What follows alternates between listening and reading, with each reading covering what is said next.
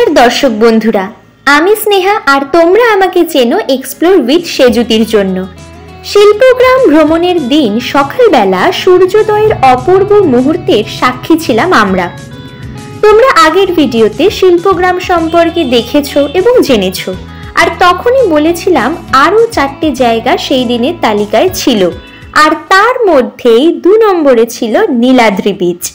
ওড়িশার প্রান্তবর্তী উপকূলীয় শহর পুরীর একটা মনোরম সমুদ্র সৈকত হলো এই নীলাদ্রি বিচ, যার প্রাকৃতিক সৌন্দর্য ও শান্ত পরিবেশ দর্শনার্থীদের মুগ্ধ করবে। নরম সোনালী বালি, বঙ্গোপসাগরের নীল জলরাশি চোখের শান্তি দেবে। সেখানে একটু বিশ্রাম, সূর্য স্নান বা অবসরে তীর ধরে হেঁটে স্বর্গদ্বারের জনারণ্যে পৌঁছে যাওয়ার এক আলাদাই আনন্দ। এখানে নীলাদ্রি বীচ থেকে অন্যান্য বীচগুলোর দূরত্ব দিয়ে দিয়েছে, যদি কেউ হেঁটে যেতে চাও তো যেতে পারো। তবে এই বালিতে হাঁটা কিন্তু কষ্টকর, তবে সমুদ্রের ঠান্ডা হাওয়া আর দিগন্ত বিস্তৃত জলরাশি সেই ক্লান্তি কিন্তু দূর করবে।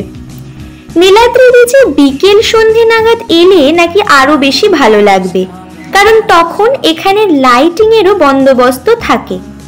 এই জায়গাটা মেনলি ফটোশুটের জন্য, আর তার জন্য তুমি সকালে আসতেই পারো।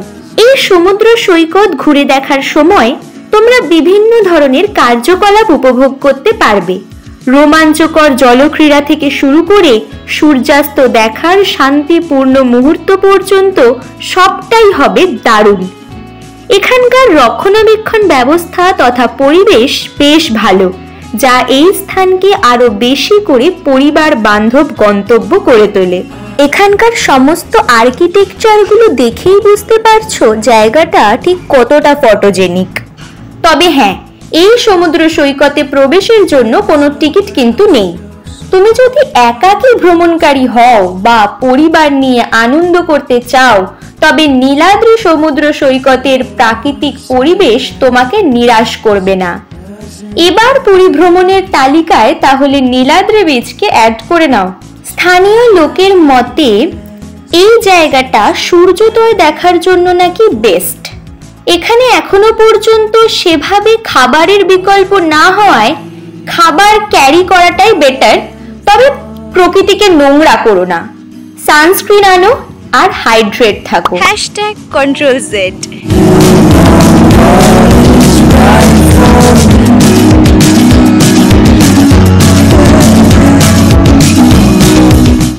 হাতে সময় খুব কম, দুপুরে কোনো রকমের লাঞ্চ সেরে আবার বেরিয়ে পড়া। ডেস্টিনেশন বিপত্তারিণী চণ্ডীবাড়ি। রাজপুরে বিপত্তারিণী মায়ের যে চণ্ডীবাড়ি তোমাদেরকে দেখিয়েছিলাম, সেই মূর্তি, সেই মন্দিরই রয়েছে পুরীতে। আসবে, ঘুরে যাবে। পশ্চিমবঙ্গ রাজ্যের রাজপুরের বিপত্তারিণী মন্দির তোমাদেরকে দেখিয়েছি। বলা যেতে পারে এটি তারই ক্ষুদ্র সংস্করণ, তবে খুব একটা ক্ষুদ্র নয়। যারা রাজপুরের ভিডিওটা দেখোনি তাদের জন্য ভিডিওটার লিংক ডেসক্রিপশনে দিয়ে রাখলাম। এই মন্দিরটি এখন একটা গেস্ট হাউসও বটে, তবে এখান থেকে স্বর্গদ্বার যেতে অটো ভাড়া 20 টাকা, আর জগন্নাথ দেবের মন্দির যেতে অটো ভাড়া 600 টাকা পার ট্রিপ। 4 বেলা খাওয়া, সুন্দর এসি রুম, সামনের বারান্দা থেকে দিগন্ত বিস্তৃত সমুদ্র দেখার সুযোগ। এখানে গাড়ি পার্কিং এরও বেশ সুবিধা রয়েছে। কেউ যদি কয়েকদিনের জন্য লোকালয় থেকে নিজেকে বের করে নিয়ে আসতে চাও, হারিয়ে যেতে চাও প্রকৃতির মাঝে, তবে এই জায়গাটা তোমার জন্য। বারান্দায় বসো আর তাকিয়ে থাকো সমুদ্রের দিকে। এখন চলে যাই ওমকারেশ্বর মন্দিরে। যদিও মাঝের সময়টায় আমরা আরো একটা জায়গায় গিয়েছিলাম, সেটা পরে বলবো। সূর্য প্রায় অস্তের পথে, দিন প্রায় শেষ, তাও যেটুকু দেখে নেওয়া যায় আর কি। দেখেই বুঝতে পারছো যে মন্দিরের অধিষ্ঠাত্রী দেবতা হলেন ভগবান শিব। প্রধান মন্দিরটি প্রধান সড়ক থেকে প্রায় 100 মিটার মতো দূরে অবস্থিত, আর সেখানেই রয়েছে 108টি জ্যোতির্লিঙ্গ। ভগবান বিষ্ণু থেকে মহালক্ষ্মী নানান দেবদেবীর অধিষ্ঠান রয়েছে এই পবিত্র ভূমিতে। রয়েছে নৃসিংহ ভগবানের আলাদা একটা মন্দির, একটা ছোট মণ্ডপ এখানে রয়েছে যেখানে সেদিন গান বাজছিল। সেখানে নিয়মিতই নানান রকম প্রতিযোগিতা অনুষ্ঠান লেগেই থাকে। মন্দিরের দেওয়ালে ভগবান বিষ্ণু, মহালক্ষ্মী, গণেশ, রাধাকৃষ্ণের ছবি যেমন রয়েছে, তার সাথে সাথেই রয়েছে ভগবান রামের রাজ্যাভিষেকের কাহিনী। একটা জলাশয় করে সেখানে কয়েকটা মাছ ছাড়া ছিল। আসলে দশম অবতারের প্রথম অবতার তথা মীন বা মৎস্য, তারপরেই ছিল কূর্ম অর্থাৎ কচ্ছপ। সকল প্রাণীর মধ্যেই তো ঈশ্বর রয়েছে, ভগবান বিষ্ণু তো সবখানেই বিরাজমান। এই মন্দির চত্বরেরই কোনো একটা জায়গায় একটা বিশাল গাছ রয়েছে, যার নিচে একটা পিঁপড়ের পাহাড় রাখা হয়েছে, যা বিশেষভাবে ভগবান নাগরাজের পূজা এবং উপাসনার জন্য তৈরি। আমরা হয়তো কোনোভাবে সেটাকে মিস করে গেছি, তোমরা কিন্তু এটাকে একদম মিস করো না, সবটা দেখে আসবে। এবার প্রবেশ করব সেই বহু প্রতীক্ষিত কক্ষে, যেখানে রয়েছে 108টি শিবলিঙ্গ। ঘরে ঢুকলেই যেন একটা শিহরণ অনুভূত হবে। ভক্তরা যাতে খুব কাছ থেকে সমস্ত জ্যোতির্লিঙ্গগুলো দেখতে পারে এবং প্রত্যেকের নাম পড়তে পারে, প্রত্যেকটি জ্যোতির্লিঙ্গ সম্পর্কে জানতে পারে, তার জন্য নির্দিষ্ট পথ করে রাখা হয়েছে। ভক্তরা চাইলে ফুলও অর্পণ করতে পারে।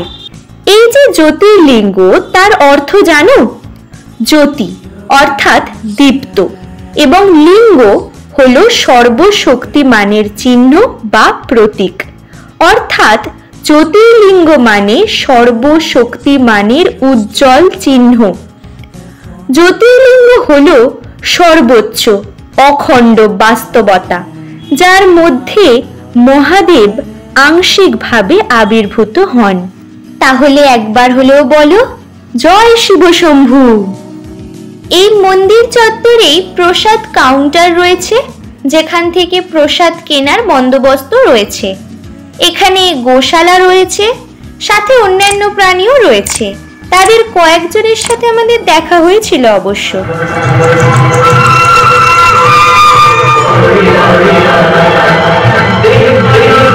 এখানে হনুমানজির আলাদা একটা মন্দির রয়েছে। সন্ধে প্রায় হয়ে গেছিল, তাই এবার সময় হোটেলে ফেরার। তবে আরো একটা স্পট তোমাদের সাথে শেয়ার করা বাকি রইল, সাথে থেকো। আর সেটা দেখার জন্য তোমাদেরকে বলতে হবে রাধে রাধে।